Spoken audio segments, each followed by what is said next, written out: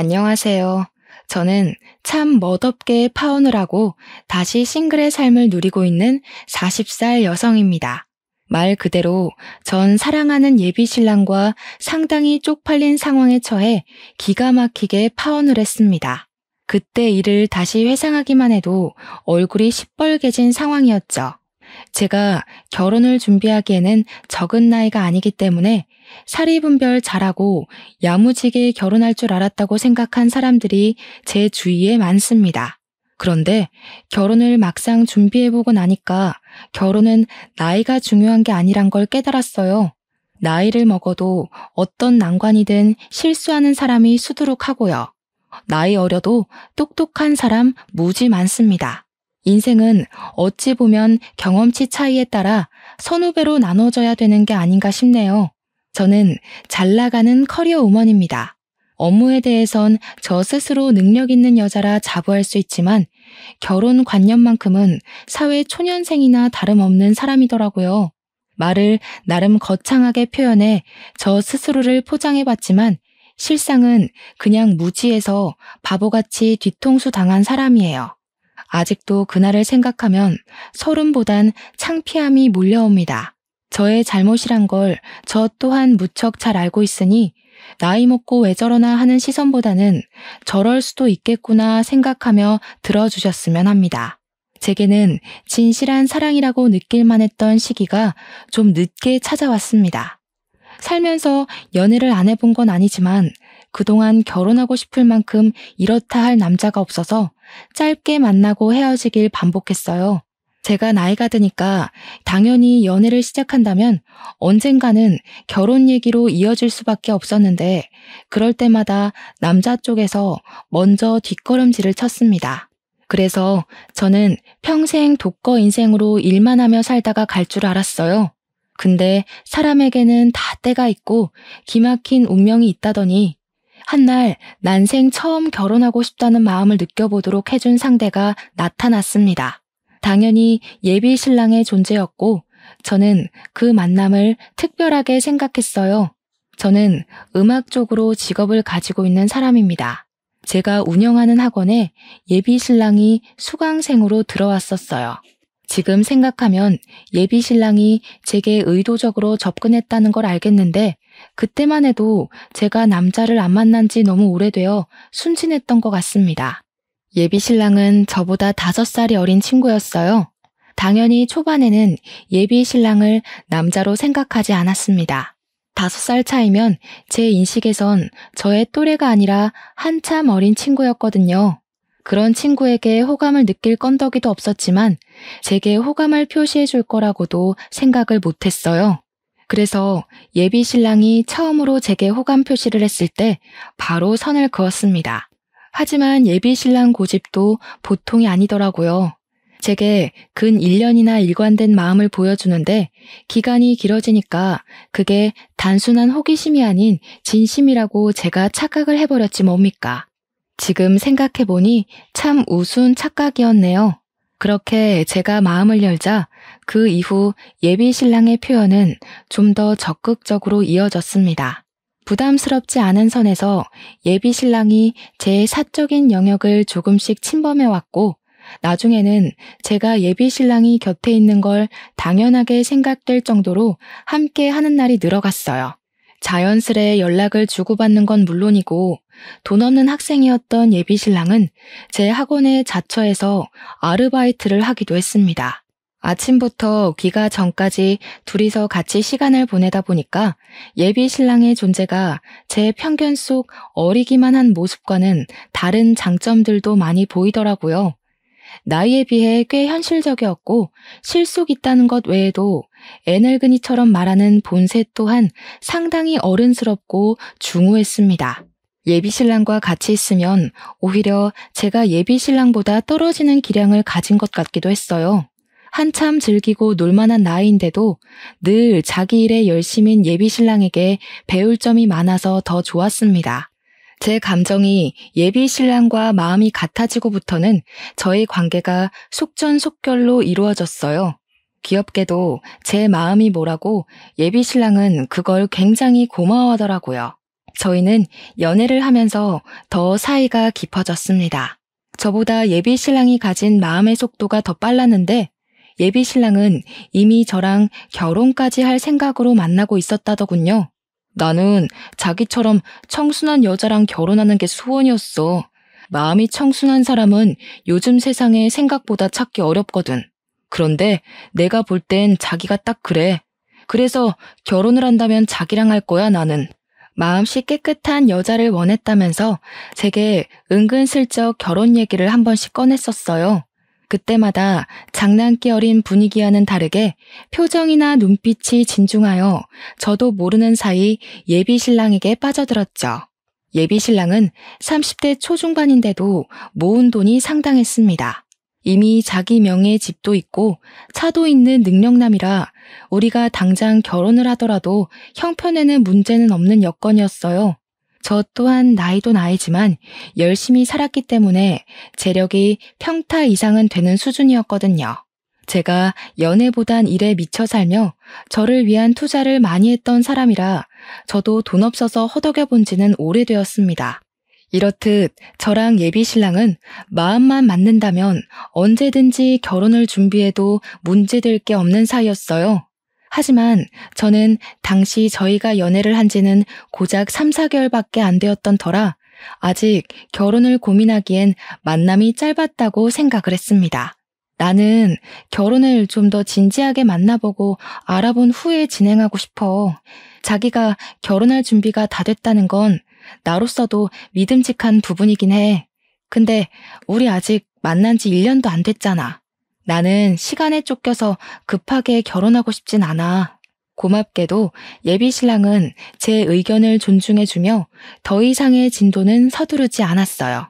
덕분에 마음 편히 한 2년 가까이 사귀다가 드디어 결혼을 약속하게 되었는데 그때는 제가 40살이 되었기 때문에 더는 고민할 수가 없어서 결단을 내리게 되었습니다. 결혼을 평생 안 할 거면 예비 신랑과 가벼운 만남만 가지다 헤어졌겠지만 저도 함께하고 싶은 사람이 생기면 결혼을 해야겠다고 생각은 하고 있었거든요. 그래서 저는 그 당시 결혼하고 싶은 사람이 생겼고 30대까지 내 삶을 즐겼다면 앞으로의 인생은 동반자와 함께 걸었으면 좋겠다 싶어서 예비 신랑의 청혼을 받았던 것입니다. 저는 결혼 준비를 하면서 웨딩드레스를 맞추고 식장을 맞추고 신혼집 알아보고 하는 게 전부 즐거웠어요. 사랑하는 사람과 함께할 새로운 미래가 너무 기대되어서 기분이 한껏 부푼 상태였죠. 하지만 여기까지가 제게 가장 설레고 좋았던 순간이었고 그 뒤로는 불길함의 징조가 하나둘씩 나타나기 시작했습니다. 제게 이상한 일이 일어나기 시작한 건 바로 양가 어른께 인사를 드리면서부터였는데요. 저희 집에 인사 간 것까지는 별다른 문제가 없었거든요. 그런데 예비 시댁에 갔을 땐 좀 이해할 수 없는 일들을 겪었습니다. 예비 시댁에 들어갔더니 예비 시모가 특히나 저를 엄청 반겨주었는데요. 예비 신랑이 화장실 간 사이 집 구경시켜주겠다며 저를 데리고 막 돌아다니다가 예비 시부모 방까지 들어가게 됐거든요. 그런데 예비 시부가 쓰는 책상에 웬 모르는 젊은 여자 사진이 하나 있더라고요. 그 옛날 책상들 보면 유리로 덮인 책상 있잖아요. 그 안에 젊은 여자 사진이 끼워져 있었어요.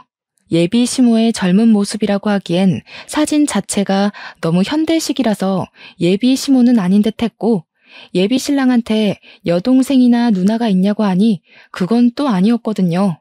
웬만하면 모른 체 할 수도 있었지만 책상에 끼워 놓을 정도면 어느 정도 소중한 사람이라는 거 아닙니까? 그래서 저는 대놓고 예비 시모한테 물어봐야 했어요. 물론 혹시 실례될 질문일지도 모르니 빙빙 둘러서 말입니다. 어머님, 이분은 누구세요? 대영 씨는 외동이라고 알고 있는데 혹시 어머님 젊었을 때예요? 되게 미인이시다. 옛날 사진을 요즘식으로 인화하신 거예요?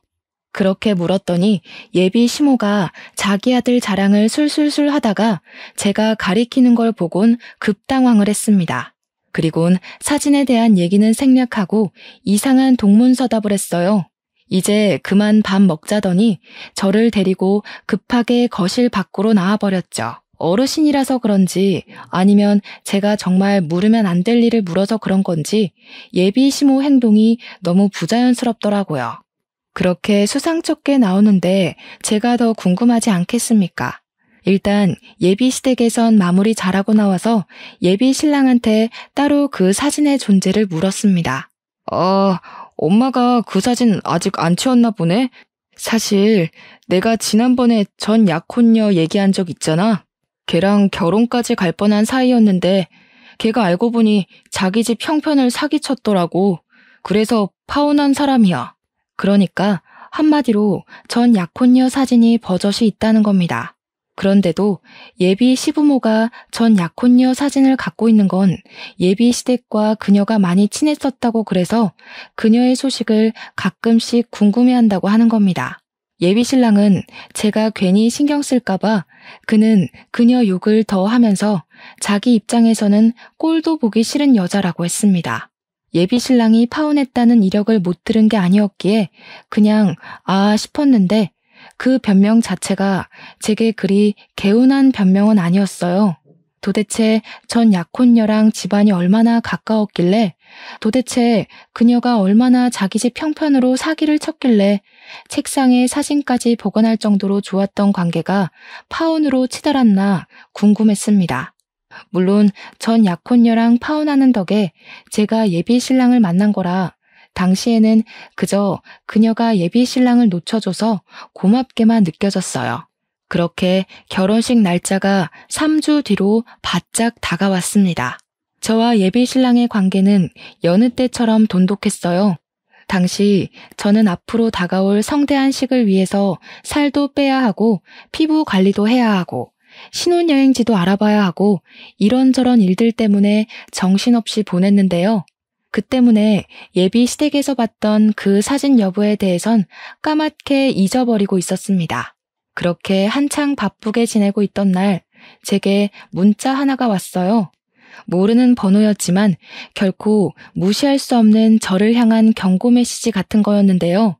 저더러 현재 만나고 있는 사람이 김대영 씨 맞냐고, 그 사람 사기꾼이니까 결혼하지 말라는 간결하고도 강한 경고가 날라왔었어요.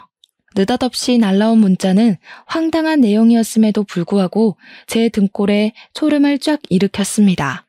근거 없는 말이니 무시하면 된다지만 이상하게 그 브레이커를 밟은 것처럼 제 심장이 덜컥 멈추게 되더라고요.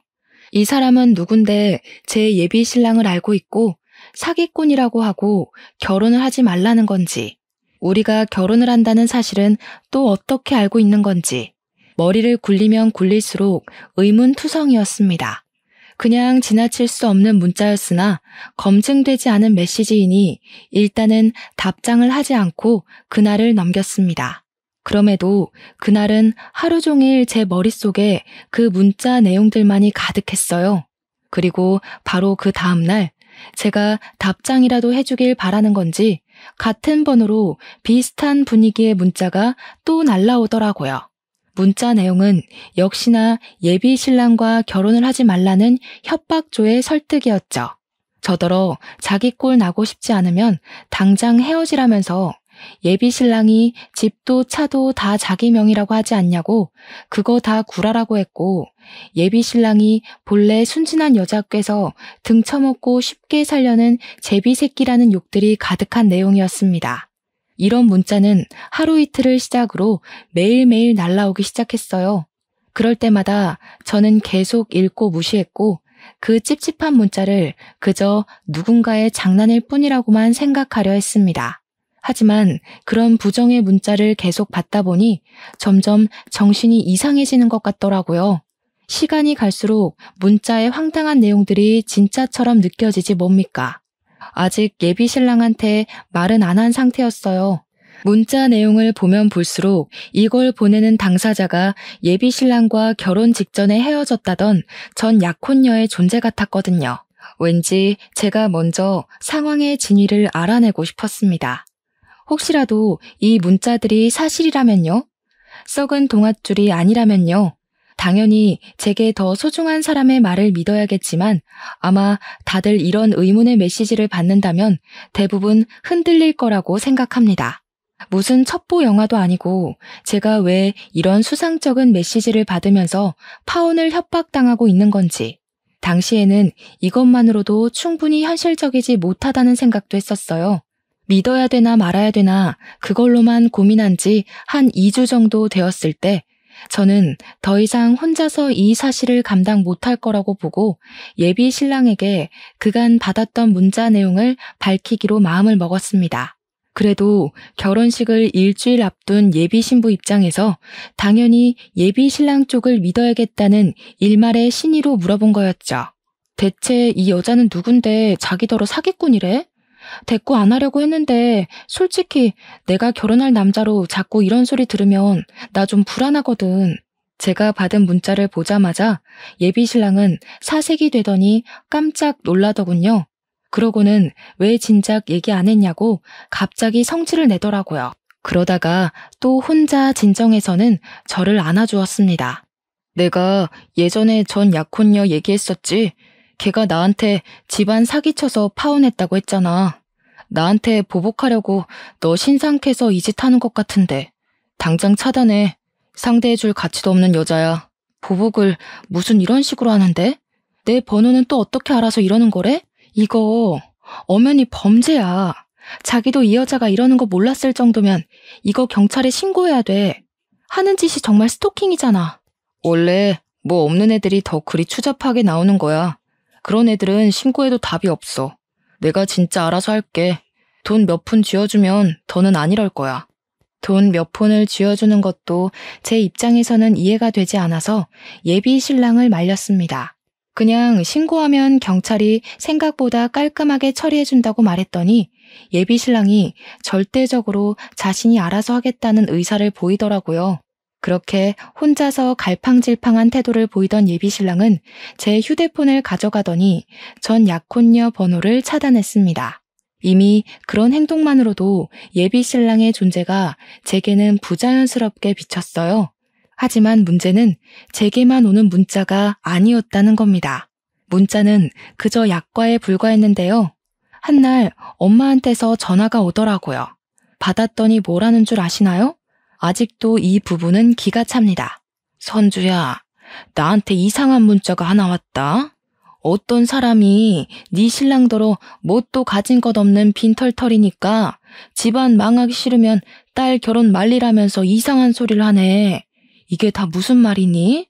이 문자 받고 네 아빠랑 얼마나 놀랐다고. 이때부터 저는 이게 예산일이 아니라는 걸 본능적으로 느꼈어요. 그 여자가 도대체 우리 엄마 연락처는 또 어떻게 알아낸 건지 이젠 어처구니가 없더라고요. 저는 일단 엄마를 안심시킨 후에 그 여자를 수신 차단하라고 시켰습니다. 그리곤 예비 신랑한테 제 엄마 사정까지 얘기를 했어요. 우리 엄마 전화번호까지 알아냈어. 이래도 내가 이걸 그냥 넘겨야 하는 일이야?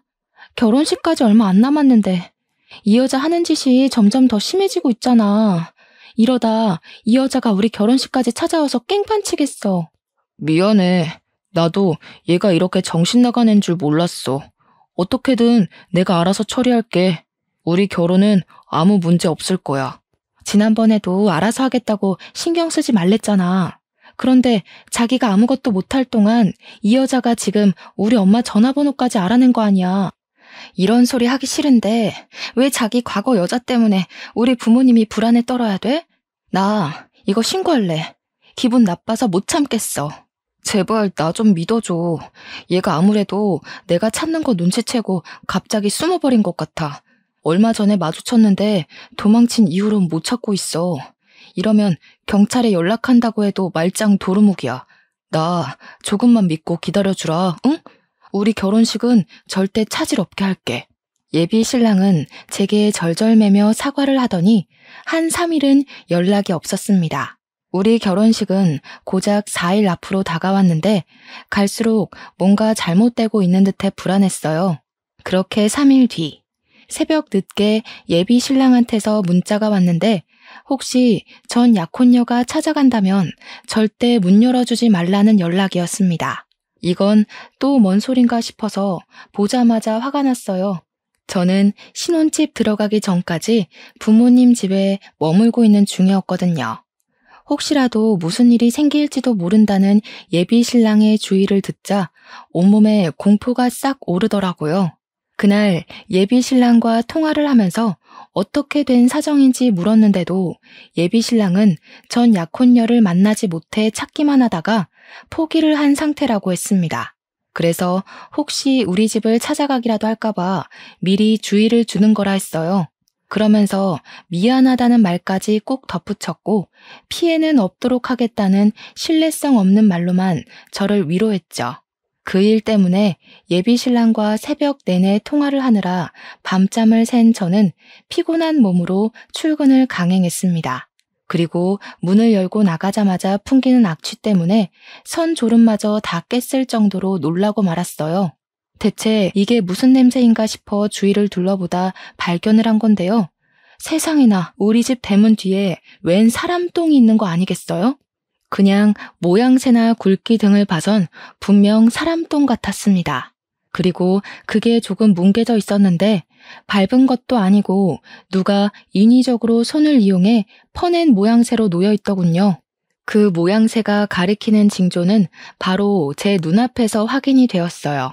우리 집 바깥 문고리에 똥이 처발러서 굳어 있더라고요. 저는 그 자리에서 악 소리를 지르며 기겁하고 집 안에 들어갔습니다. 제 비명소리에 부모님이 저를 걱정해서 뛰쳐나왔고 저는 부모님께 상황 설명할 새도 없이 그 자리에서 바로 경찰서에 신고를 해버렸어요. 얼마 뒤 경찰이 우리 집을 찾아왔는데 제가 사정을 설명하기도 전에 문 밖에서 이미 상황 파악을 한 듯 했습니다. 누가 그랬는지 지피는 사람 있냐는 경찰의 말에 저는 당장 예비 신랑의 전 약혼녀를 불렀어요. 전화번호 말고는 모르는 사람인데 그동안 받은 협박 문자까지 보여주면서 이상한 스토킹을 받고 있었다고 고발했습니다. 경찰은 제가 준 전화번호와 건물 내 CCTV를 이용해서 전 약혼녀의 인상착의를 확보해 바로 추적에 들어갔어요. 그렇게 얼마 뒤 전 약혼녀를 붙잡았다는 연락을 받았습니다. 예비 신랑이 그렇게 못 찾겠다고 헤매기만 했던 전 약혼녀를 12시간도 안 돼서 잡은 거였어요. 물론 예비 신랑 입장은 경찰이 아니니까 능력 면에서 경찰보다 뒤떨어졌다는 걸로 이해를 했었던 부분입니다. 어쨌든 저는 경찰 연락을 받자마자 당장 그 여자의 두꺼운 낯짝을 확인하고 싶었어요. 그날 연차를 낸 저는 서둘러 경찰서에 달려갔고 그곳에서 범인이라고 앉아있는 한 여자를 보았습니다. 제가 생각한 것과 달리 너무 순하게 생긴 시골 아가씨가 한 명 있었어요. 전혀 나쁜 짓 할 것처럼은 안 생긴 분위기였단 뜻입니다. 그 여자는 자기 죄를 인정하는지 아무런 미동 없이 고개만 숙이고 있었는데 경찰이 그 여자의 신원을 밝혀주지 않았다면 그런 추잡한 짓을 한 여자라고는 생각 못했을 겁니다. 경찰 덕분에 저는 그 여자가 전 약혼녀라는 걸 알았고 바로 그 전 약혼녀를 붙잡고서 그동안 받았던 스트레스를 쏟아냈어요. 도대체 당신 정체가 뭐야? 우리한테 왜 이래요? 이미 대영 씨랑 헤어진 사이라면서요. 그쪽이 대영 씨한테 사기쳐놓고 왜 대영 씨더러 사기꾼이라고 하는 건데요? 이거 엄연히 스토킹이에요. 이럴수록 그쪽만 더러운 꼴 당하는 거 몰라요? 그 인간이 그러던가요? 저보고 사기꾼이라고? 아주 살려고 발버둥을 치고 있구만. 저기요. 정신 똑바로 차리고 믿어야 될 걸 믿으세요. 40살이면 사회생활 좀 하셔서 사람 보는 눈 있을 거 아니에요. 그 인간이 하는 말 중에서 여태껏 확신할 만한 구석이 있었던가요? 전 약혼녀는 순한 얼굴과 다르게 예비 신랑을 비꼬면서 가소롭다는 듯 얘기를 했습니다. 그리고 저는 이 여자의 말을 다시 곱씹을 수밖에 없었어요. 예비 신랑이 하는 말에 확신한 적 있었냐는 전 약혼녀의 도발은 저를 더 불안하게 만들었거든요. 저도 모르게 예비 신랑의 행실을 곱씹어봤는데 이 여자 질문에 알맞은 답이 당장 떠오르지 않더라고요. 결국 저한테 고맙다고 인사하게 될걸요? 제가 그쪽을 도울 입장으로 이런 흙구덩이에 발을 담그는 건 아니고요. 저도 크게 당한 게 있어서요. 저야말로 그 자식 좀 만나고 싶은데 이 쥐새끼 같은 놈이 보통 날쌘 게 아니네요. 무슨 소리예요? 대영 씨를 만나고 싶다고요? 대영 씨가 당신 찾으려고 얼마나 마음 졸였는데요. 지금도 우리 결혼식 앞두고 당신이 이상한 문자로 협박하는 바람에 혼자서 당신 찾느라 생활도 엉망이 됐다고요. 그 자식이 말은 참 잘하죠. 전생에 진짜 들쥐라도 됐나 봐요. 어쩜 그렇게 쥐구멍을 잘도 찾아서 빠져나가는지. 그쪽이 아직도 상황 파악 못하는 것 같아서 말하는데 공생이랑 기생을 좀 구분하세요. 제가 당시 너무 정신없어서 경찰서까지 갔던 상황을 아직 예비 신랑한테 얘기 못하고 있었는데요. 지금 생각해보면 예비 신랑한테 바로 얘기 못했던 게 천만다행이었던 것 같아요. 제게 다소 세게 발언하면서까지 전 약혼녀가 저를 정신 차리게 하려던 건 다 이유가 있었더라고요. 이제부터 밝혀질 전 약혼녀와의 얘기와 그녀가 제게 보여준 증거물은 예비 신랑 때문에 낭떠러지로 떨어질 뻔한 저의 인생을 구제해 주었습니다. 그 새끼 돈 많은 척 다 가진 척 하면서 마음이 청순한 여자가 이상형이라고 안 해요? 너 같은 여자랑 결혼하는 게 꿈이라고 안 하던가요? 그거 다 그 새끼 수법이에요. 이 정도로 뒤구린 인간이면 사정을 잘 몰라도 결혼식을 취소해야 되겠다는 생각 안 들어요? 나 같으면 진이 따지고 말고 할 것 없이 그런 찝찝한 놈 바로 버릴 텐데. 전 약혼녀 입에서 예비 신랑이 제게 했던 고백을 듣는 것만으로도 이미 충격인데 그녀가 하는 말은 더 이상 제가 예비 신랑을 신뢰할 수 없도록 만들었습니다. 예비 신랑이 전 약혼녀한테 접근했던 건 예비 신랑이 전 약혼녀에 대한 사전 조사를 제대로 안 해서 전 약혼녀가 상가 건물 몇 채는 갖고 있는 줄 알고 접근을 했었다네요. 뒤늦게 전 약혼녀에게 몇 억 가치의 건물이 없다는 걸 알고는 가차없이 버렸다고 했어요. 그런데 중요한 건 이런 수법을 당한 여자가 한둘이 아니었다는 겁니다. 전 약혼녀는 자기가 제일 긴 세월간 예비 신랑한테 사기를 당했다가 까였고 자기 부모님 통장을 훔쳐간 예비 신랑을 쫓기 위해서 이를 갈며 예비 신랑의 다른 약혼녀들까지 만나서 고소하기로 마음을 모아왔다고 했어요. 그러면서 제게 보여준 고소 동의란에는 무려 18개의 서명이 기재되어 있었습니다. 그 여자들은 제 눈앞에 있는 전 약혼녀를 빼고는 하나같이 예비 신랑보다 연상이었고 재산이 기본적으로 억대에다 직업은 한 자리 하는 사람들이라고 했어요. 그러니까 전 약혼녀는 예비 신랑의 실패작 같은 부분이었다는 걸로 해석이 되었습니다. 그래서 전 약혼녀와 만난 시간이 아까웠던지 그녀의 부모님 통장에 손을 댔었나 봐요. 모든 걸 세세하게 들었음에도 이건 결국 말뿐이라고만 생각하고 싶었던 게 당시 제 마음이었어요. 소중한 사람에게 당한 배신을 한순간에 믿는다는 거, 그거 정말 어려운 일이거든요. 그리고 예비 신랑을 향한 제 마음속의 기대가 단 한 톨도 남지 않을 때까지 믿어야만 돌아설 때도 미련 없이 등을 보일 수 있잖아요. 이 사람들이 우리 신랑이랑 관련 있다는 걸 어떻게 증명해요? 개인적인 앙금 때문에 일 꾸며서 우리 사이 망치려는 거 아니에요? 그쪽 집안 형편 안 좋은 편이라면서요. 괜히 우리 신랑 재력이 아까워서 붙잡고 싶은 거 아닌가요? 부정하고 싶겠죠. 저뿐만 아니라 고소에 동의한 여자들도 다 그쪽처럼 그렇게 부정했대요. 새파랗게 어린 놈한테 사기당한 게 쪽팔려서 모른 척 눈 감고 넘겼던 건데 아직도 그렇게 살고 있다고 하니까 늦게나마 깜빵에 넣고 싶나 봐요. 다들 저한테 뭘 보내줬는지 아세요? 저는 이미 심하게 흔들려 버렸지만 예비 신랑이 제게 보여준 진심이 거짓이었다는 걸 믿고 싶지 않아서 자꾸만 전 약혼녀한테 따졌어요. 어쩌면 저도 모르게 예비 신랑을 마음 놓고 돌아설 수 있도록 더 확실한 증거를 갈구했다고 봐도 될 것 같네요. 그렇게 저는 전 약혼녀가 마지막으로 보여주는 증거물에서 완벽하게 무너지고 말았는데요. 그녀가 보여준 것은 다름 아닌 18명의 여자들이 보내온 예비 신랑과의 웨딩 사진이었어요. 그 순간 저는 남아있던 일말의 기대마저 내려놓고서 그만 주저앉고 말았습니다. 결혼식을 고작 3일 앞둔 날이었는데 저의 모든 앞날이 와르르 무너져 앞이 깜깜한 기분이었어요. 머릿속이 새하했죠. 전 약혼녀는 이미 경찰한테 이 사실을 밝혔는지 경찰 쪽에서 이미 예비 신랑을 체포하러 갔다고도 했습니다. 아니나 다를까 그 타이밍에 예비 신랑이 개쌍욕을 하면서 들어오는데 제가 주저앉아 있으니 예비 신랑은 저를 보지 못한 채 전 약혼녀만 봤는지 예비 신랑이 갑자기 경찰을 밀치고서 전 약혼녀를 덮치러 뛰어오더라고요. 야, 이 거지 같은 년아. 만날 때도 그렇게 거지근성 드러내면서 사람 발목 붙잡더니 날 끝까지 뒤쫓으시겠다.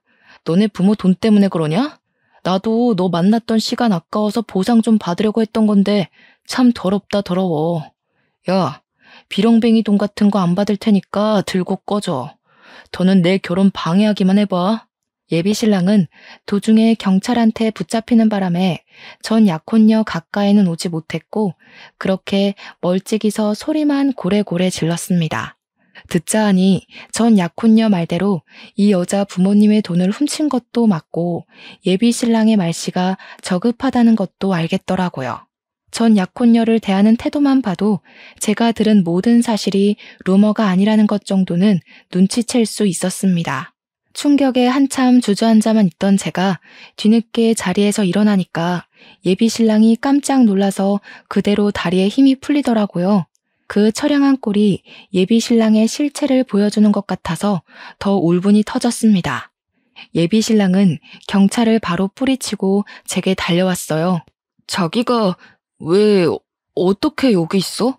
이 여자가 또 뭐라고 한 거지? 둘이 따로 만났던 거야? 이 여자 정신 나갔으니까 내가 연락하지 말라고 했잖아. 예비 신랑은 혼자서 극도로 흥분을 했다가 불안해하면서 금세 제 손을 잡아왔습니다.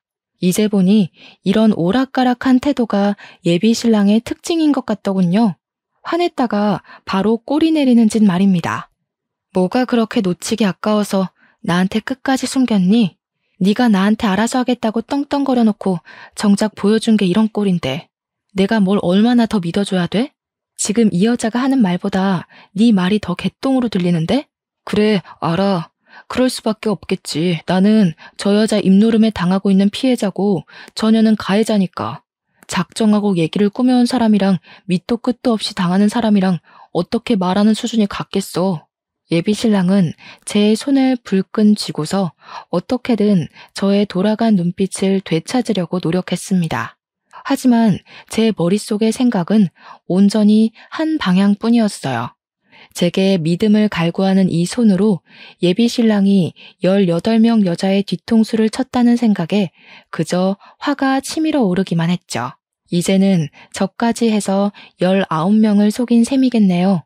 이 상태로 예비 신랑을 믿기에는 제가 너무 많은 걸 알아버렸고 온갖 정이 다 떨어져서 소름까지 끼쳤으니 예비 신랑한테 돌아가기엔 너무 멀리 와버렸습니다. 저는 예비 신랑의 손길을 바로 뿌리치곤 그대로 귀싸대기를 한데 뒤통수까지 2대를 날렸어요. 야, 이 정신 나간 새끼야. 나는 그래도 너 끝까지 믿으려고 했어. 누가 누구한테 사기를 쳐? 인생이 만만하니? 그렇게 심심했어? 어떻게 18명을 등쳐먹을 수가 있어? 저기요. 왜 다른 여자 말을 믿냐고. 내가 말했잖아. 저 여자 스토커 같은 거야. 나 자기한텐 다 떳떳하다니까. 왜 증명되지도 않은 루머를 믿고 그래? 네가 정상적인 새끼였으면 이런 상황이 꼬이지도 않았겠지. 누나들이 돈 좀 있을 것 같으니까 어떻게든 연상한테 붙어먹으려고 그랬니? 참 좋은 여자들로 잘도 골랐더라. 이런 것도 재주라고 봐주고 눈 감아줘야 되는 거야? 무슨 얘기를 어떻게 꼬아들었는지 모르겠는데 내가 사기친 게 아니라 그 여자들한테 사기를 당한 거라고. 제정신이 아니고서야 어떻게 그 많은 사람들한테 한 놈이 사기를 치겠어. 어느 쪽이 좀 더 실현 가능한 일인지를 잘 판단해 봐야지. 무작정 듣는 대로 믿으면 어떡해. 예비 신랑은 정말 끝까지 잘못을 인정하지 않고 꽁무니를 빼더군요. 도대체 뭘 믿고 경찰서에서까지 발뺌을 하는 건지 놀랍기만 했습니다. 황당했던 저는 전 약혼녀 폰에 있는 18개의 웨딩 사진을 예비 신랑 눈앞에 들이밀었어요. 그러니까 이젠 뭐라고 하는 줄 아십니까? 그 여자들이랑 연애만 했대요. 하지만 사귀는 절대 친정은 없었고 단지 웨딩 사진을 찍기만 하면 관계가 파투났다면서 자기한테 그런 안 좋은 사주 같은 게 신 것 같다는 등의 해명을 하기 시작했습니다. 그 와중에도 저와의 결혼만큼은 밀어붙이고 싶었는지 자기의 파혼 팔자 좀 고쳐달라고 우스운 소리로 매달리지 뭡니까? 네 놈이 사람을 얼마나 호구로 봤는지 모르겠는데 하나 간과한 게 있다. 누나들이 너보다 배운 게 더 많아서 하찮은 제비 새끼한테 당한 거 쉬쉬 못 넘겨주거든. 돈 없이는 이 세상 못 살 것 같지? 깜빵 세계는 등 처먹으면서까지 돈 구걸 안 해도 잘 살 수 있는 곳이거든. 너한테 아주 딱인 곳이라서 우리가 친히 처박아 두려고. 감방 존재는 또 무서운지 예비 신랑이 시겁해서 무릎까지 꿇었는데요. 찌질하게 질질 짜면서 그제야 진실을 고백하더라고요. 사기친 것도 인정을 했고 저한테 부끄러운 짓을 한 것도 맞는다고요. 그러면서 또 갑자기 자기 집안 형편이 어려운 걸로 동정심을 사려고 하더군요. 그걸 보고 느꼈습니다. 여태 제가 예비 신랑을 많이 봐주고 좋게 좋게 넘어가 줬다는 걸요. 네가 내 돈까지 등쳐먹었으면 나 네 면상 2대로 안 끝냈어. 남자 구실하게 내버려 둔 것만으로도 감사해야 될 거다. 네가 우리한테 사정해야 되는 건 살려달란 소리가 아니라 돈 갚을게요. 그래야 되는 거야 이 애새끼야. 이참에 깜빵 가서 인생교육 좀 받다 나와. 이미 경찰 내부의 사람들은 무릎 꿇고 있는 예비 신랑을 하찮게 바라보는 분위기였습니다. 거기다 대고 전 약혼녀는 그런 예비 신랑 앞에서 그동안 예비 신랑이 사기쳤던 연상녀들 이름을 다 읊어주었어요. 변호사 선임비 많이 들겠다고 파이팅 응원을 해줬죠.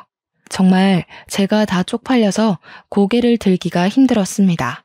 저런 사기꾼 하나 알아보지 못하고 그동안 저놈 옆에서 시시덕거리며 보낸 세월이 모조리 창피함으로 남아버렸어요. 요즘 말로 흑역사라고 하나요?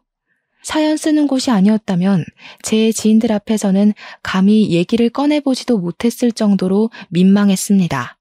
그래도 저는 돈을 뺏기지 않아 다행인 셈이었어요. 다른 여자들은 예비 신랑한테 빌려준 돈이 상당하더라고요.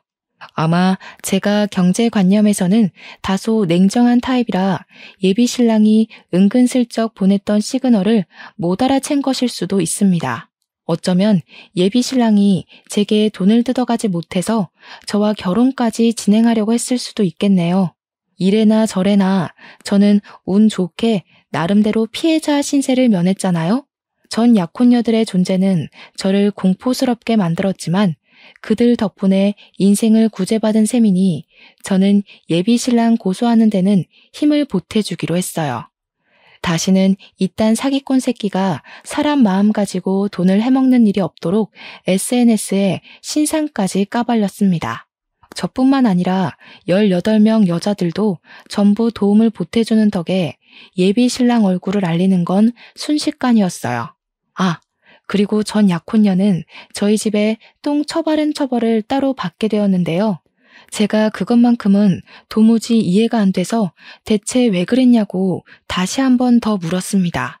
그러니 전 약혼녀가 하는 말이 저한테 강하게 충격을 주지 않으면 또 예비 신랑한테 끔뻑 속는 피해자가 생길 것 같아서였다고 해요. 당연히 사람 똥은 아니고 개똥을 모아서 만들어 놓은 거라고 했습니다. 전 약혼녀는 뒤늦게나마 제게 진심으로 사과를 했어요. 그 여자의 말이 변명이었든 아니든 간에 제가 납득할 수 있을 만한 해명이었습니다. 실제로 제가 그런 강력한 방법 덕분에 제가 예비 신랑을 떼어놓을 수는 있었잖아요. 그래서 저는 전 약혼녀 쪽에서 문짝 전체를 배상하는 걸로 하고 합의해줬습니다. 그리고 고소 진행도 방지턱 하나 없이 속전속결 진행되었어요. 예비 신랑은 수많은 대상을 상대로 대략 6억 원가량을 상습 사기친 죄로 4년 유기징역에 처해졌다고 들었습니다. 제가 맞은 뒤통수의 세기에 비하면 아주 허망한 결론이었지만 그래도 불구덩이에 발 담그기 직전에 빠져나올 수 있어 다행으로 보려고 해요. 그런데 역시나 잘못 밟을 뻔했던 똥은 근처만 가도 냄새에 배이는 법인가 봐요. 예비 신랑이 잘못되었다는 사실 때문에 예비 시댁에서 제게 따로 연락이 왔었는데 저를 뭘 얼마나 봤다고 엄청나게 배신을 당한 것처럼 원망을 하더라고요. 내가 너 그렇게 안 봤는데 감히 내 아들을 감옥에 보내? 내 아들이 무슨 사기를 쳤다고 그러냐? 여태까지 아무런 문제 없이 효도하면서 잘만 살아온 착한 아들이야. 어디 그런 쪽팔린 이유를 만들어다가 남의 집 귀한 자식한테 먹칠을 해? 이보세요. 저희가 상견례 안 한 이유는 뭔 줄 알고 큰 소리세요? 그쪽 아드님께서 그쪽들이 말실수라도 할까봐 입막음 시키려고 생략한 거랍디다. 긴 말하기 싫고 아드님 쪽팔린 죄명을 믿든 말든 그건 내 알 바 아니고요. 이미 피해자들이 그놈 잡아먹으려고 쌍심지를 켜고 있어요. 아들 목숨 건사하길 바라면 사기꾼 부모답게 집안에 꽁꽁 숨어서 사시는 게 좋을걸요? 그날 예비 시모 전화를 깔끔하게 마무리했지만 왠지 이쪽 사정을 예비 신랑의 전 약혼녀한테 알려주고 싶더라고요. 예비 시댁에서 전 약혼녀랑 많이 친했었다고 했잖아요. 그래서 전 약혼녀한테 예비 시모 연락처를 넘기며 예비 시댁의 입장을 전달해 주었습니다. 그랬더니 전 약혼녀가 예비 시모한테 바로 전화를 걸었나 보더라고요. 예비 시모가 엄청 환대를 했다는데 거기다 대고 전 약혼녀는 자기 돈 내놓으라면서 당신 아들이 우리 부모님 돈 훔쳐갔다고 고래고래 소리를 질렀다네요. 예비 시모가 식겁하고 전화를 먼저 끊었는데 전 약혼녀가 끈질기게 연락을 하며 끝까지 돈을 갈구하고 있다고 했습니다. 그 말을 듣고 예비 시모 표정이 상상되어 얼마나 웃겼는지 몰라요. 동시에 좀 씁쓸한 감정이 밀려오는 건 어쩔 수가 없더라고요. 살면서 사기를 당하게 될 줄은 몰랐는데 그게 내가 사랑하는 사람 때문이라는 사실은 제게 큰 공허감을 주었습니다. 고작 별 볼 일 없는 사기꾼의 행각에 노란한 것이지만 그것에 제 인생 가치관이 크게 흔들려 버렸잖아요. 아마 당분간은 일에만 몰두하지 않을까 싶어요. 앞으로도 쉽게 결혼을 생각해 보는 일은 없을 것 같습니다. 그동안 많이 안다고 자부했던 제 자신을 반성하게 되는 시간이기도 했으니 불행을 이쯤에서 막은 걸 행운이라고 생각하렵니다. 사연을 마무리 짓는 이 와중에도 창피해서 얼굴이 화끈거리네요. 저라도 지나가다 이런 사연이 보이면 고개를 저었을 것 같긴 합니다. 그래도 사연 당사자 입장에서 말씀드리자면 말은 창피하다 전했어도 힘든 건 힘든 거더라고요. 근본적으로 제가 소중히 생각하고 믿던 사람에 대한 배신이잖아요. 이런 부분을 생각하고 들어주셨다면 제 허탈한 기분이 좀 더 잘 전달되지 않았을까 싶습니다. 아무튼 나이 40살이 되어서야 한 번 더 인생을 돌아보게 된 한 노처녀의 속풀이였어요. 재미있게 들어주셨다면 감사하고 쓴소리 한마디 던지겠다면 달게 받겠습니다. 그럼 늘 인생 평안하시고 부름만 쏙쏙 골라서 피해가는 지혜를 잔뜩 받으시길 기원할게요. 감사합니다.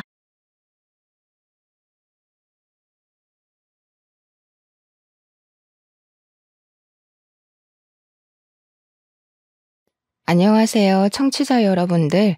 저는 아웃도어 매장을 운영하고 있는 40대 주부입니다. 저에게 일어난 모종의 사건을 어딘가에 재미나게 풀어내고 싶어서 이렇게 사연을 올려보게 되었습니다. 친구들에게 이야기를 하자니 제 얼굴에 침을 뱉는 격이라 익명의 힘을 빌려서 용기를 내봅니다. 정말 남들이 들으면 콩가루 집안이라고 욕을 할 것 같은 그런 부끄러운 이야기지만 속 안에 감춰두고 있으니 속병이 날 것 같네요. 제가 이런 사연을 올려버리게 결심하게 만들어준 우리 원수 같은 시모. 앞으로 만수무강하길 기원하면서 사연을 시작해 보겠습니다. 저는 결혼 전부터 일찌감치 옷 매장에서 일을 했고 나이 29살에 능력을 인정받아서 본사 직영점 매니저로 승진을 하게 되었습니다. 일단 30이 되지 않은 나이에 대리점도 아니고 본사 직영점의 관리를 맡는다는 것은 무척이나 이례적인 일이기도 했죠. 보통 다른 직영점 매니저분들이 50대라는 걸 감안하면 제가 어린 나이에도 윗분들의 눈에 들었다는 것이니까요. 그도 그럴 게 꽤 위치도 좋은 아울렛 매장이었는데 매출이 다른 지점에 비해 월등히 높았거든요. 그만큼 제가 고객 관리도 잘하고 언변이 좋아서 매장 운영을 잘했다는 뜻이겠죠. 그래서 능력을 인정받았고 직영점 매니저 자리를 꿰찰 수 있게 되었습니다. 지금 남편이랑은 한때 같이 일했던 직원이 소개팅을 주선해 주어서 만나게 되었습니다. 소개팅이라는 매개체로 잘 될 확률이 무척이나 적다고 하던데 저희는 대화가 잘 통했고 서로의 외적인 부분이 마음에 들었고 그래서 잘 이어지게 되었습니다. 연애를 하는 동안에 싸우는 일도 거의 없었고요. 취미도 비슷하고 생활 습관마저 비슷해서 운명의 상대를 여기서 찾았구나 하면서 지냈습니다. 밖에 나가서 몸을 사용하며 노는 것을 싫어했고 집에 콕 들어박혀서 공포 영화를 보는 걸 좋아했고요. 오이는 냄새만 맡아도 둘 다 기겁을 했고 강아지보단 고양이를 더 좋아하는 성격까지 무척이나 비슷했어요. 그렇게 남편과 저는 연애를 3년이나 했고 나이가 차고 혼기가 다가오자 결혼을 하기로 약속했습니다. 그때까지만 해도 우리의 미래에는 꽃길만 가득할 거라 믿어 의심치 않았습니다. 성품이 바르고 심성이 착한 남편에게 그런 시어머니가 존재할 거라는 생각을 전혀 하지 못했기 때문이죠. 제 인생의 변수 같은 예상치 못한 일이 벌어지기 시작한 건 결혼 허락을 받기 위해 처음으로 시댁에 인사를 드리러 간 날부터 시작이 되었습니다. 남편에게 살짝 언지를 듣긴 했지만 시모의 성격이 그렇게까지 소위 말하는 대박인 사람일 줄 몰랐거든요. 안녕하세요 하고 처음 인사를 드리고 시댁 현관에 발을 들이밀자마자 시모가 딱 그러더라고요. 너는 오늘 손님으로 온 자리니까 손 하나 까딱하지 말고 있어라 하고요. 그 말이 무슨 뜻이겠어요? 오늘은 손님이니까 가만히 있더라도 다음부터는 아니니까 분주하게 움직여라 이 소리 아니겠나요? 더 대박인 건 남편보다 먼저 결혼한 남동생이 있었는데 그러니까 동서. 저한테는 동서되는 사람한테 이것저것 죄다 시키더라니까요. 네 형님 될 사람이 오니까 분주하게 일을 하라면서 동서한테 일일이 시키는데 시모는 손 하나 까딱 안 하고 옆에서 지시만 내리더라고요. 살얼음판 걷는 듯한 기분이 들고 속으로 와 이거 큰일 났다. 시집살이 대박으로 시키는 거 아닌가 하면서 눈치만 봤죠. 그런데 더 대박인 건 그런 시모에게 한마디도 지지 않는 동서였다는 거죠. 진짜 보통이 아닌 수준이다 하고 느꼈는데 이 기센 사람들 사이에서 나는 살아남을 수 있는 건가 싶었습니다. 시모가 동서한테 간이 싱겁다 하면 동서는 어머님 소금 주세요. 시모는 동서 째려보면서 거기 있다 하면 손이 안 닿아요. 고춧가루는요? 거기 있잖니. 계란도 좀 꺼내주시고요. 너는 손이 없어 발이 없어? 하면서 둘이 말싸움을 하더라고요. 시모가 이래라 저래라 하면 동서는 그거 주세요 저거 주세요 하고 시모가 네가 직접 가져가라 하면 동서는 저 그거 어디 있는지 몰라요 하고 둘이 무슨 꽁트 찍는 것처럼 대화를 하는데 웃긴 건 동서는 정말 시모를 보조원처럼 부려먹으면서 집안일을 하더라고요. 그 정도면 누가 누구 수발을 들고 있는 건지 헷갈릴만 하더라고요. 저는 그 사이에서 약간 체하는 기분을 느끼며 이 난간을 어찌 헤쳐가야 할까 고민을 했죠. 다행스럽게도 동서가 아주 쿨한 성격을 가진 여자였다는 거죠. 밥 잘 먹고 이야기 잘 나누고 집에 간다고. 남편이랑 저랑 서방님네랑 다 같이 나왔는데 동서가 저를 슬며시 잡더라고요. 형님 되실 분이니까 터놓고 이야기할게요. 절대로 기죽으시면 안 되고요. 또박또박 싸워서 이기셔야 돼요. 우리 시모가 발 뻗을 곳 보고 뻗는 분이시거든요. 처음에 제가 비위 다 맞췄는데 그러다가 호구 잡혔어요. 한번 대판으로 싸운 다음에서야 저한테 뭐라고 안 하시거든요. 오늘은 형님 온다고 일부러 기세 보이고 싶다고 저러신 거고요. 평소에는 저한테 한마디도 못 하시거든요. 그니까 형님도 저처럼 드세게 나가셔야 돼요. 어려우면 연락 주시고요.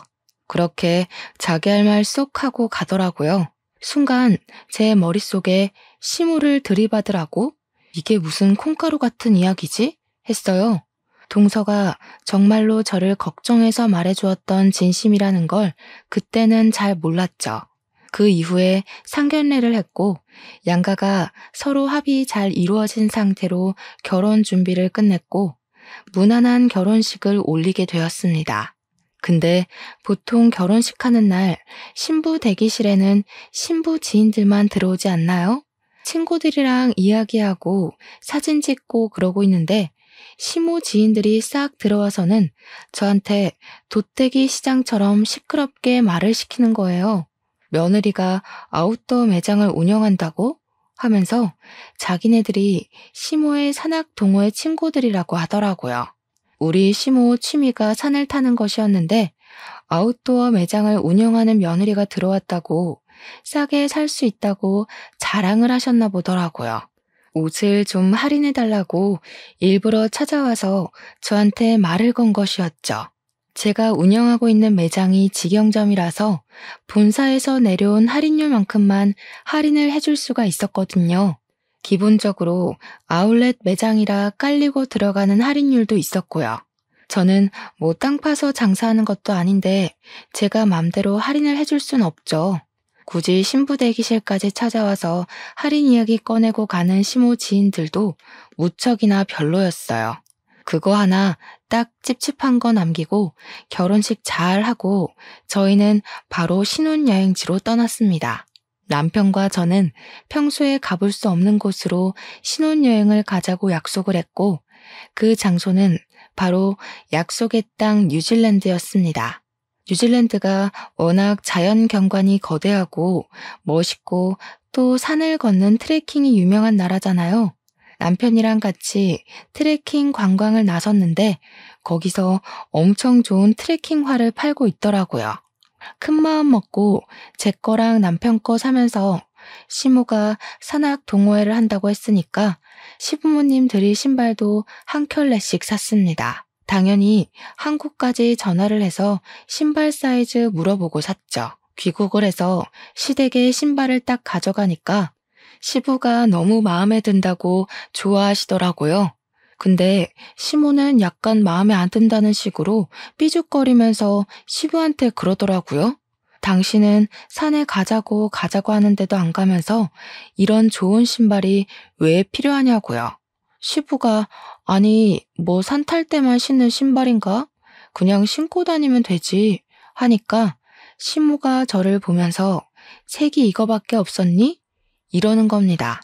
아웃도어 매장한다는 애가 신발색을 이런 갈색으로 골라오면 어떡하냐고 등산화 화려한 게 요즘 유행인 거 몰라서 그러냐고 하는 거예요. 몰랐으면 지금이라도 자기 말 듣고 화려한 운동화로 매장에 있는 거 다 바꾸라며 핑크색, 노란색 이런 거 없었냐고 계속 갈색이 뭐야 갈색이 하시더라고요. 그래서 제가 뭐 대충 대꾸했죠. 갈색이어야 더러워져도 별로 티가 안 나죠 하면서요. 산 한 번 타면 신발이 얼마나 더러워지는데 노란색, 핑크색 타령을 하고 있나 싶었습니다. 그러더니 신발을 한번 신어보더니 너무 꽉 맞는 거 아니냐고 한 사이즈 더 큰 걸로 사오지 그랬냐고 타박을 하시대요. 사왔는데도 구시렁거릴 일인가 싶었습니다. 그것도 뉴질랜드에서 사온 거라 교환이나 환불이 될 리도 없는데 참. 근데 그 순간 갑자기 동서의 말이 생각나더라고요. 따박따박 말대꾸를 하라고 했던 거요. 그래서 시모한테 웃으면서 이야기를 건넸죠. 마음에 안 드시는 거냐고요. 그러니까 시모가 냉큼 좋기는 한데 너네 매장에도 좋은 거 있지 않니? 핑크색. 이러시대요. 느낌이 딱 오더라고요. 이 신발도 가지고 매장에 들어온 새 신발 하나 더 챙기려는 속셈이구나 싶었던 거죠. 그래서 저는 눈치 없는 애처럼 그 신발 마음에 안 드시면 그냥 저 달라고 했어요. 제가 2개 신겠다고요. 그러고는 셀쭉하게 말했죠. 선물을 해드려봤자 불평만 하시니까 다음부터는 챙기지 말아야겠다 하고요. 시모가 저한테 뭘 그렇게까지 이야기를 하냐고 우리 매장에 있는 신발 하나 더 얹어주면 되는 거 아니냐고 하더라고요. 그래서 매장에 있는 신발 5% 할인해드리겠다고 하니까 가족끼리 신발 하나 못 주냐고 구시렁구시렁. 신발 이미 사드렸구만 뭘 그렇게 욕심을 내는지 참. 하루는 출근해서 매대 정리하면서 매출을 확인하고 있었습니다. 말일까지 제대로 정산해 놓지 않으면 꼭 중간에 구멍이 나는 일이 있더라고요. 이리저리 매출 전표 보면서 재고랑 같이 확인하고 있는데 시끌벅적한 소리가 입구에서부터 들리더라고요. 보니까 시모가 산악 동호회 친구들을 잔뜩 끌고 찾아온 것이었습니다. 낯이 익다 싶었는데 신부 대기실에 와서 할인 이야기를 하고 갔던 그 친구들 얼굴이 딱 떠오른 거였죠. 저한테 매장 구경 좀 하러 왔어 하더니 바람막이 입어보고 획 던지고 모자 써보고 뒤집어서 놓고 신발까지 신어보고 난리를 치더라고요. 우리 직원의 눈빛이 와 저거 언제 치우지? 하는 눈빛이던데 제가 다 민망하더라고요. 그러더니 다들 양말 한 켤레씩 들고 와서는 등산 양말 사러 온 거라고 할인을 팍팍 넣어달래요. 고작 5,000원짜리 양말 사면서 할인은 무슨 할인인가요? 시모가 저를 쓱 보더니 원래 양말 같은 건 사은품으로 나가는 거 있지 않냐고 그거나 좀 달래요.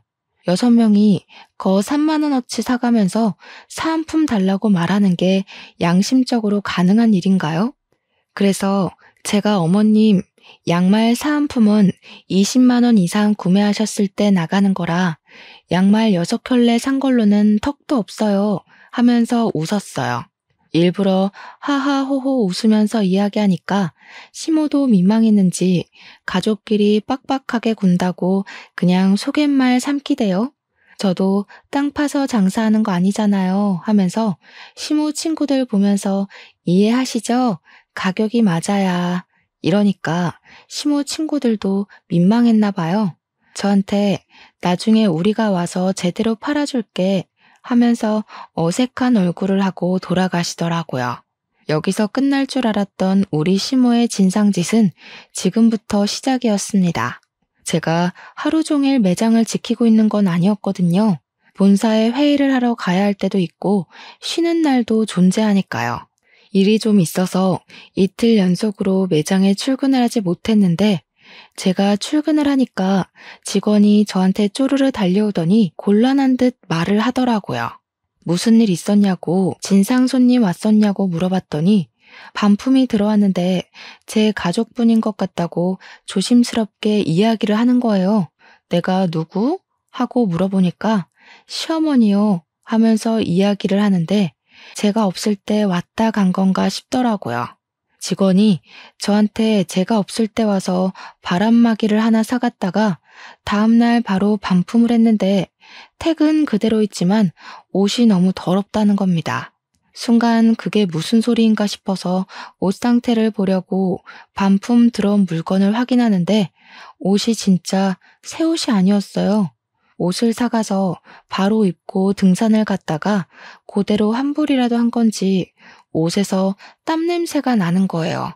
그래서 직원한테 설마 이거 취소해줬냐고 물어보니까 직원이 난처하다는 얼굴로 자기가 매니저 시어머니라고 박박 우기면서 제가 해주라고 했다고 했대요. 그러면서 어떡해요?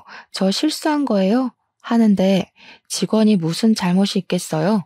아니라고 괜찮다고 하고 그 옷 제가 떠안게 됐죠.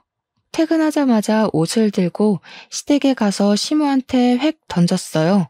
이게 뭐냐고 모른 척하면서 묻길래 뭐긴 뭐냐고 우리 옷 사가서 입고 반품하셨다면서요?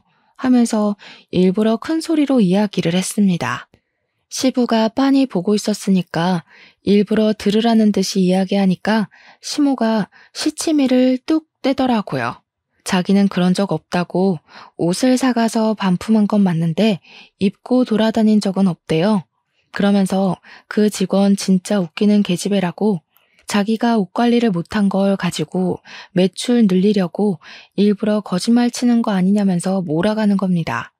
제가 일일이 옷을 보여주면서 여기에는 흙이 묻었고 여기에는 스크래치가 생겼다고 누가 봐도 입고 산탄 것 같은데 무슨 소리냐고 했죠.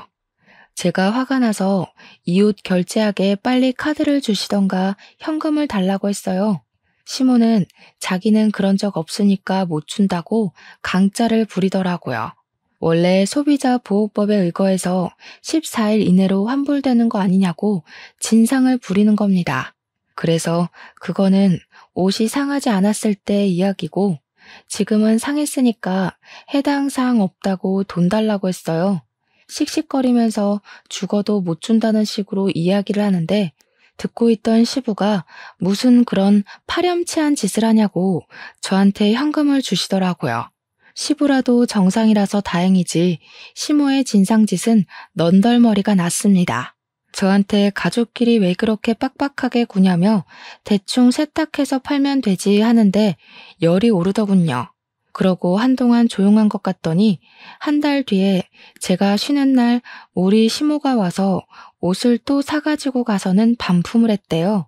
직원한테 이번에도 옷이 더럽냐고 물어보니까 그건 아닌데 하면서 말꼬리를 흐리더라고요.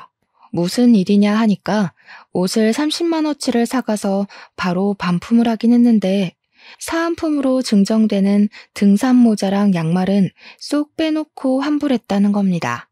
그거는 사은품이니까 자기 거 아니냐고 사은품까지 반납을 해야 하는 거냐 어차피 증정품 아니냐 하면서 안 주더래요. 양말하고 모자는 이미 자기가 신었으니까 그냥 자기가 갖겠다고 하면서 매니저 시어머니야 했다는 겁니다. 당연히 그 말을 듣는데 제가 열이 받지 않겠습니까? 또 시댁으로 찾아갔죠. 신부가 보자마자 이번에는 안 입고 반품했다고 당당하게 말하길래 사은품은 왜 챙겨가서 돌려주지 않냐고 했습니다. 사은품이요. 저희도 공짜로 나눠주는 거 아니고요. 매장에서 돈 주고 사서 고객들한테 감사한 마음에 드리는 거예요. 근데 어머님께서 그렇게 쏠랑 사은품만 챙겨가시면 다른 고객님 한 분은 그 사은품을 받을 수가 없잖아요. 우리가 땅 파서 장사하는 거 아니라고 몇 번을 말씀드려요? 저희 매장에 찾아오지 마세요. 어머님한테는 저 더 이상 물건 안 팔겠습니다. 우리 직원한테도 말해놨으니까 다음에 또 오시면 경찰 부르던가 할 거예요. 아시겠어요? 그렇게 이야기를 하니까 시모가 저한테 씩씩거리면서 너 내가 무서운 줄 모르고 막 나가는구나 하는 겁니다. 저도 참지 않고 버럭하면서 이야기를 했죠. 무섭긴 누가 무섭냐고요. 시모가 갑인 줄 알고 그러냐고. 나한테 무서운 건 우리 회사 사장님 말고 없다고. 이러다가 내가 잘리게 생겼는데 뭐가 어쩌고 어째요? 하면서요. 일부러 시모 자존심 상하라고 내가 시모 아들보다 돈 더 많이 번다고 고작 중소기업 과장이 나보다 더 능력이 있겠냐, 뭐가 있겠냐고요, 했죠. 시모도 지지 않고 저한테 지금 우리 아들 무시하냐고 소리를 지르길래 시모가 잘하면 내가 무시할 일이 뭐가 있겠냐고 맞받아쳤어요. 시모가 나한테 잘하면 나도 당연히 시모 아들한테 잘하지 않겠냐고 하니까 입만 삐죽이고 아무 말도 못하더라고요. 옆에서 보고 있던 시부가 저한테 말 잘했다고 시모한테는 왜 안 하던 짓을 자꾸 해서 며느리 쪽팔리게 만드냐고 한 소리 하셨어요. 시모가 시부를 보면서 이 집안에 자기 편은 하나도 없다고 밖에 나가서 자기 편 만들어 와야겠다고 하더라고요. 이걸 그냥 나만 알고 있어야 하나 고민을 하다가 결국 동서한테 전화를 걸어서 이야기를 했죠. 그러니까 동서가 엄청 잘한 거라고 그렇게 100번을 말해야 겨우겨우 알아듣는다고 하더라고요.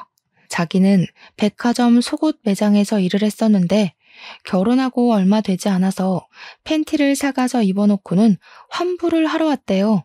동서가 입던 팬티는 환불 안 된다고 고래고래 소리치면서 이야기를 했더니 그제야 쪽팔린 줄 알고 돌아갔다고 했대요.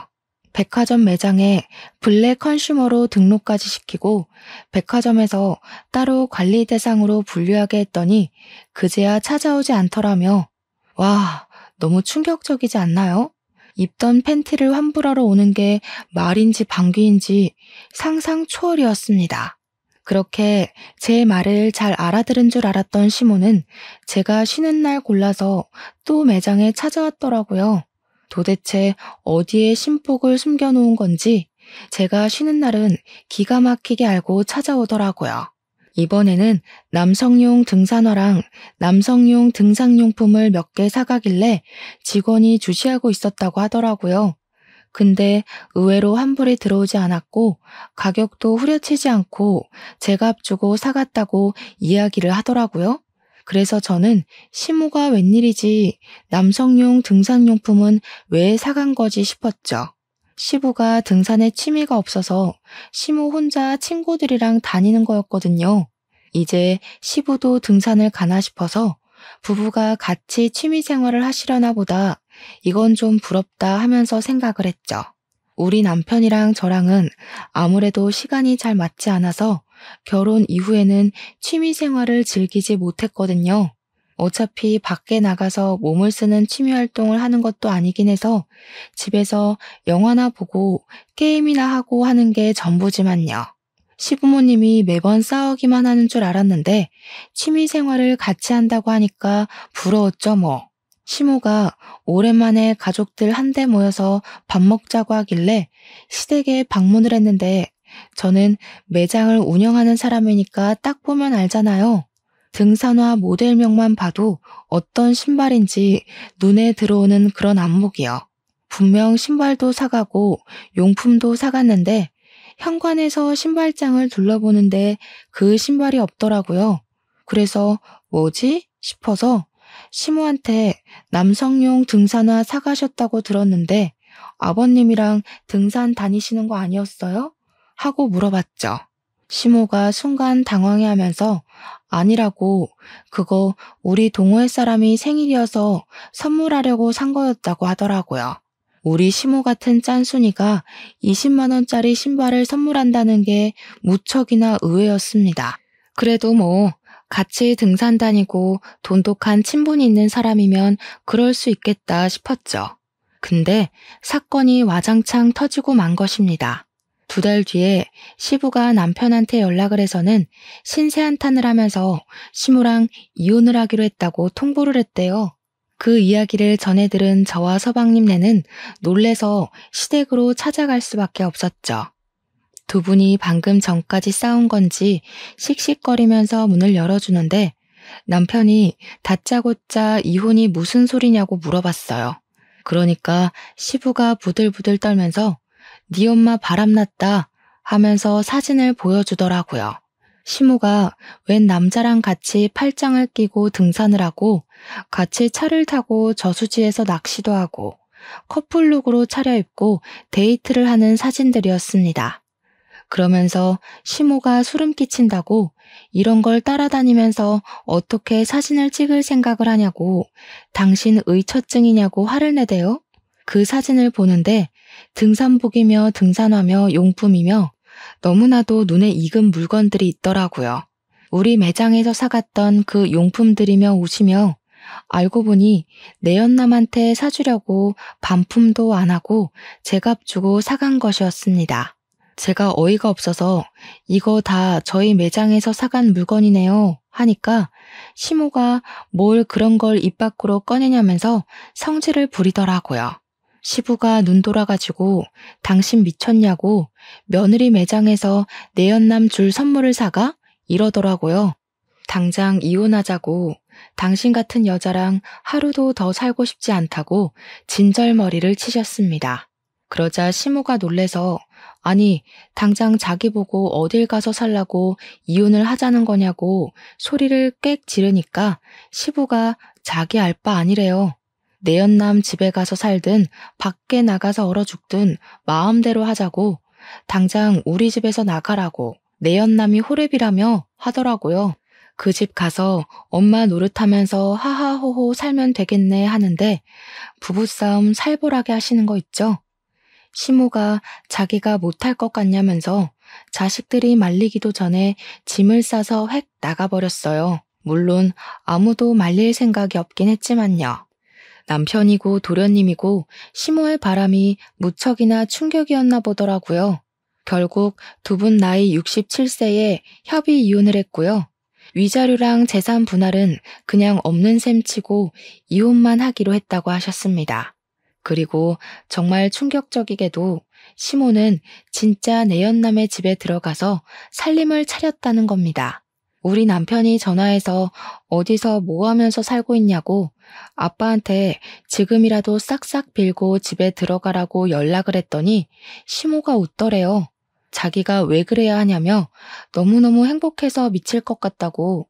더 충격적인 건 내연남의 딸을 우리 딸 하면서 부른다는 겁니다. 우리 딸이랑 데이트도 하고 딸 키우는 재미가 있다면서 너도 새아빠 한번 만나볼래? 하면서 남편한테 이야기를 했대요. 남편이 식겁을 해가지고 누가 새아빠냐고 화를 내니까 자기랑 내연남이 결혼하면 너한테 새아빠 되는 거지 했대요. 남편은 우리 엄마가 그런 사람인지 몰랐다면서 충격에 부들부들 떨었죠. 그런데 더 충격적인 건 아직 남아 있습니다. 시모가 어느 날 우리 부부하고 서방님네 부부를 불러서 같이 밥 먹자고 식당에 데려가셨어요. 좀 고급진 그런 식당 있잖아요. 룸으로 딱딱 막혀있는. 불러서 나갔더니 거기에 시모만 있는 게 아니라 웬 여자랑 시모 내연남이 떡하니 자리 잡고 있더라고요. 시모가 그 여자애한테 인사하라고 너네 오빠랑 올케 언니들이야 하면서 우리 보고는 얘가 신우되는 아이니까 친하게 지내라고 하는 겁니다. 우리 넷은 자리에 앉지도 못하고 어이가 없어서 숨만 쉬고 있었는데 시모가 그러더라고요. 오늘 너네 새아버지 생신이시거든. 자식들하고 며느리하고 자랑도 좀 할 겸 친해지라고 불렀어. 아이고, 든든한 아들이 둘이나 생겨서 노후 걱정 없이 편안하겠어. 둘이 북치고 장구치고 다 하는데 정신 나간 거 아닙니까? 우리 남편이 열이 받아서 눈에 핏발을 세운 채로 이야기를 했죠. 누가 누구 노후를 책임진다고 이런 개소리를 정성스럽게 하십니까? 어머, 얘.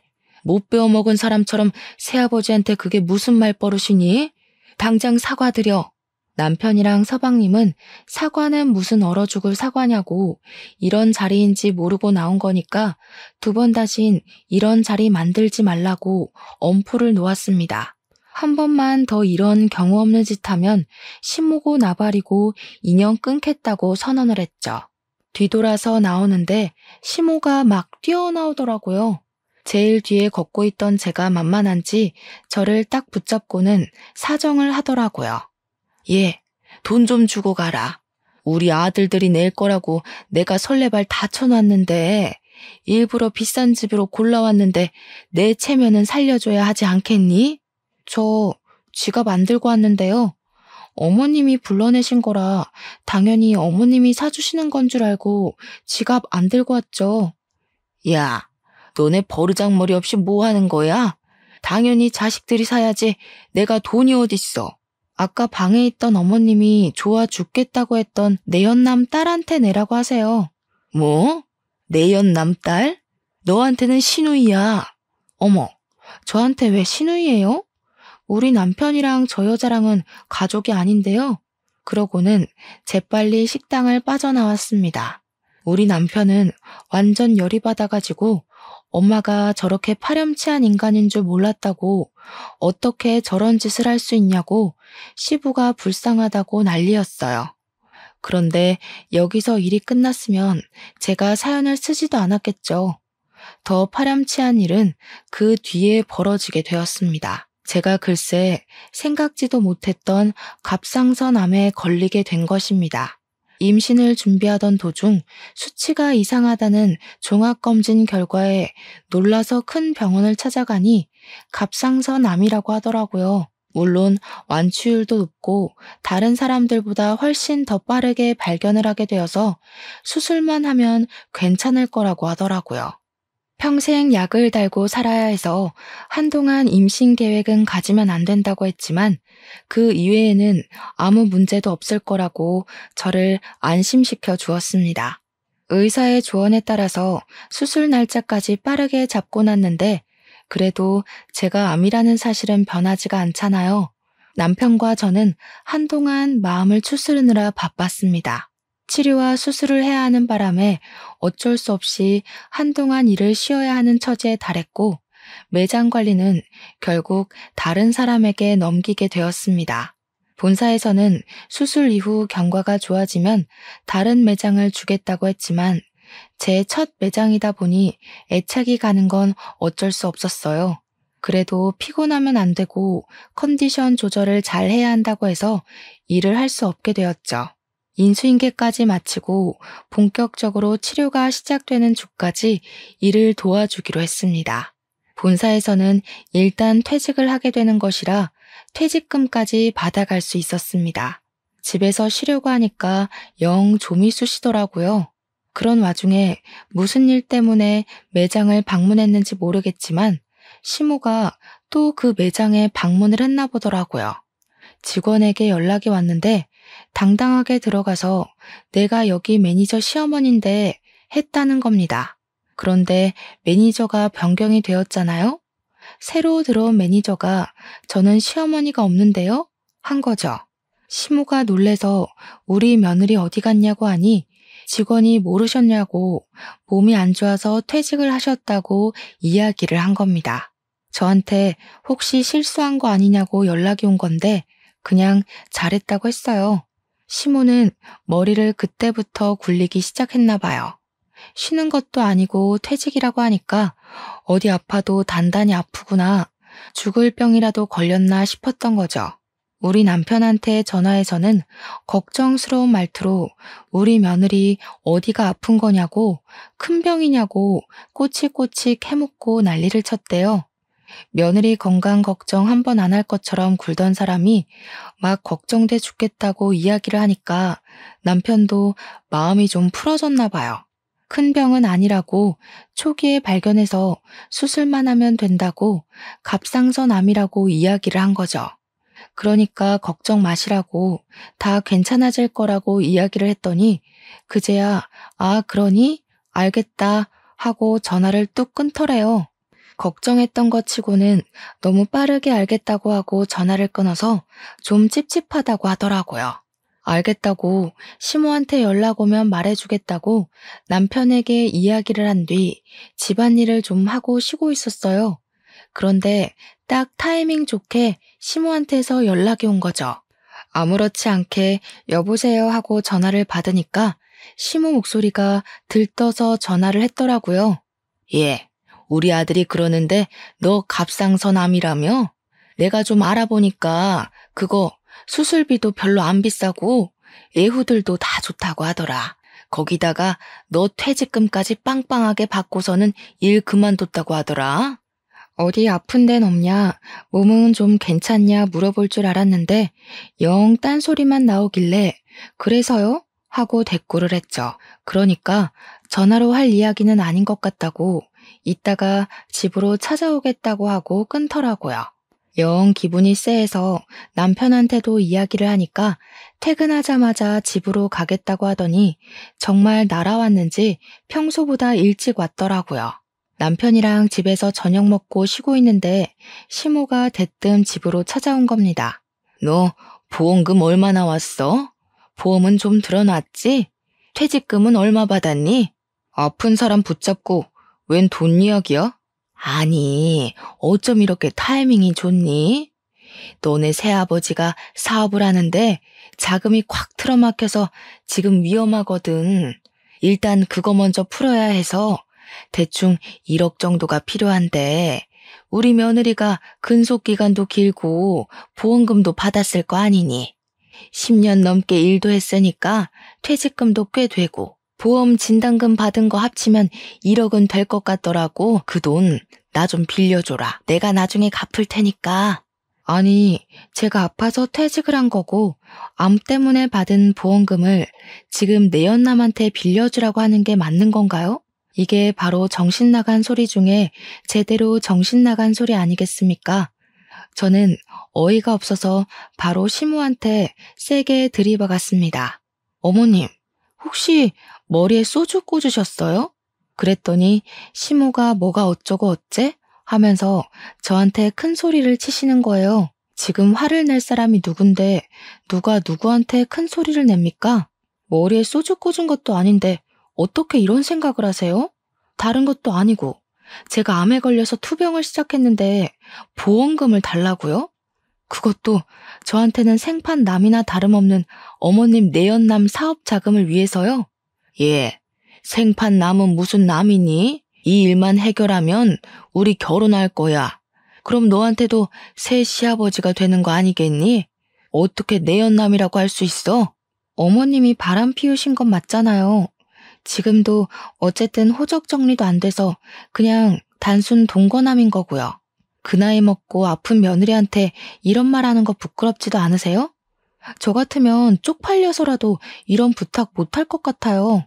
제 말이 끝나기 무섭게 남편이 부들부들 떨더라고요. 시모한테 목소리 쫙 내리깔고 이야기를 하는데 처음 보는 남편의 모습이어서 너무나도 놀랬습니다. 섬뜩하리만치 목소리를 내는데 진짜 사신이 나타난 기분이었어요. 엄마, 나 진짜 엄마한테 너무나도 실망이 크다. 바람을 피웠다고 했을 때만 해도 아빠한테도 어느 정도 책임이나 잘못이 있을 거라고 생각했어. 아빠는 항상 돈을 번다고 바빴고 엄마는 외로움을 견디지 못하는 사람이었으니까. 근데 지금 생각해보니까 아니야. 그래, 아닌 것 같아. 예, 네 아버지가 나한테 관심이라도 줬으면 내가 바람을 피웠겠니? 그 인간은 나를 그냥 집 지키는 집 요정 정도로만 취급했다. 아니, 엄마는 그냥 탐욕스러운 사람인 거고 엄마만 생각하는 아주 이기적인 사람이었던 거야. 난 더 이상 엄마를 엄마라고 생각하지 않고 살 거야. 어떻게 우리 와이프 병원비를 아니 목숨값을 내놓으라고 당당하게 말을 할 수 있어? 이제 내 집에서 나가줘. 나한테 연락도 하지 말고 앞으로는 찾아오지도 마. 아니, 내가 먹고 튄다고 했니? 그거 갚겠다고 했잖아. 보증이라도 서줘? 공중이라도 설까? 나가라고. 꼴도 보기 싫다고 했잖아. 내가 엄마 자식이라는 게 부끄럽다니까?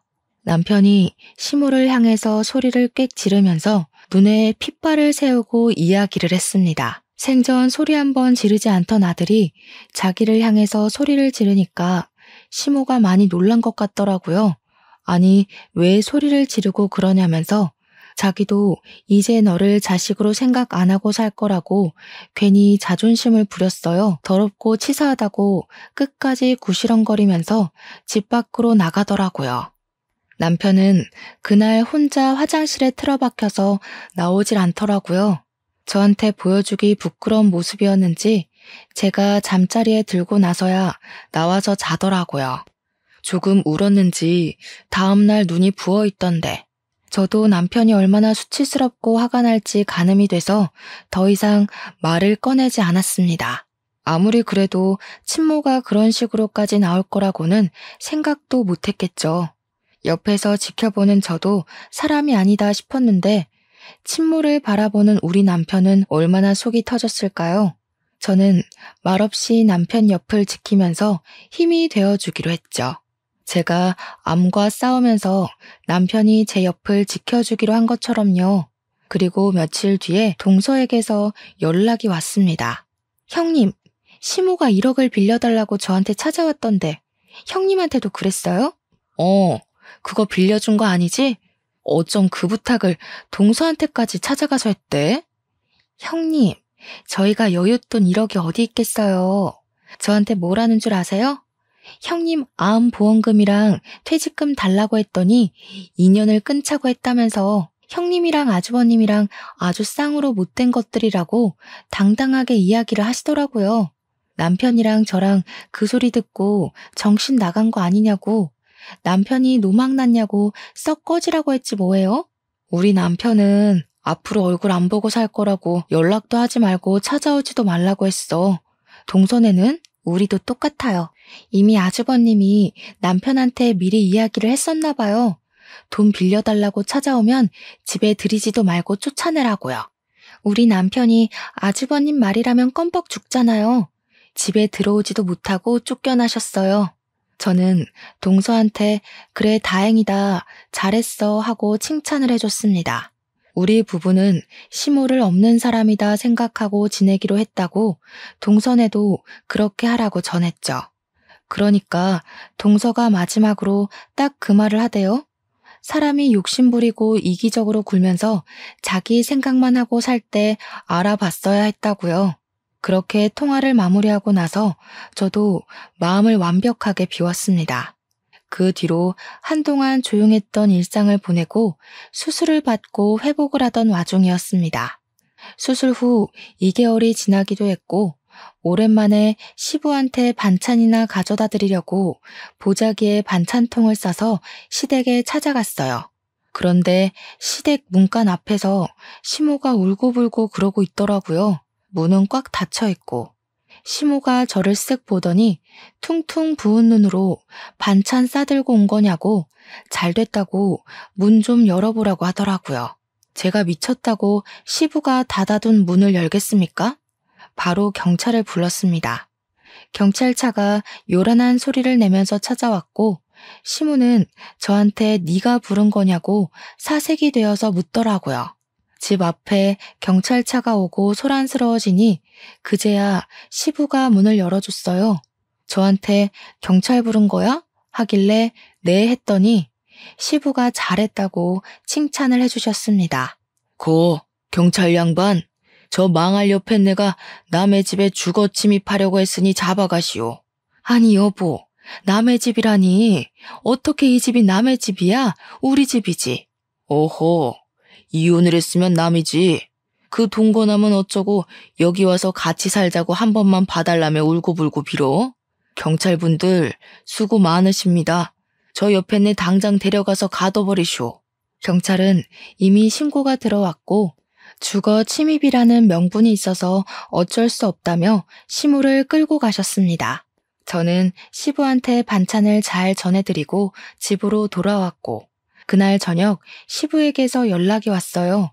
경찰이 조사를 끝냈다고 시부한테 연락을 주면서 사건의 전말을 알게 되었습니다. 시모는 결국 1억을 구하지 못했고 내연남은 시모한테 온갖 난리를 떨면서 쫓아냈다고 하더라고요. 알고 보니 내연남도 1억을 구해다 주겠다는 시모의 말에 속아서 같이 동거를 했던 거라고 하더군요. 내연남이 시모한테 그 돈 때문에 7살이나 많은 늙은 아줌마랑 동거까지 한 건데 그 돈 못 구해와서 길바닥에 내앉게 생겼다고 했대요. 시모가 돈이 있어 뭐가 있어요? 시부한테 원룸이라도 얻어달라고 사정사정을 했다는데 시부가 그것도 거절했대요. 나중에 듣기로는 뭐 지방에 있는 친척네 집으로 갔다는 것 같은데 별로 궁금하지 않더라고요. 시부도 그렇고 우리 남편도 서방님도 강다니는 사람이라서 일이 확실하게 해결됐지 아니었으면 시모가 누울 자리 보고 뻗었겠죠. 저는 암 수술은 무사히 완벽하게 제거되었고 의사 선생님이 경과가 좋아서 2, 3년 지나면 임신 계획을 세워도 좋을 거라 했습니다. 남편과 저는 하루빨리 이재를 만들고 싶어서 시간이 흐르기만 기다리고 있어요. 우리 가족에게 새 생명이 찾아와 더욱더 화목해지길 기대해봅니다. 제 이야기를 여기서 마치도록 할게요. 오늘도 고생하셨고 수고하셨고 또 좋은 하루 보내세요.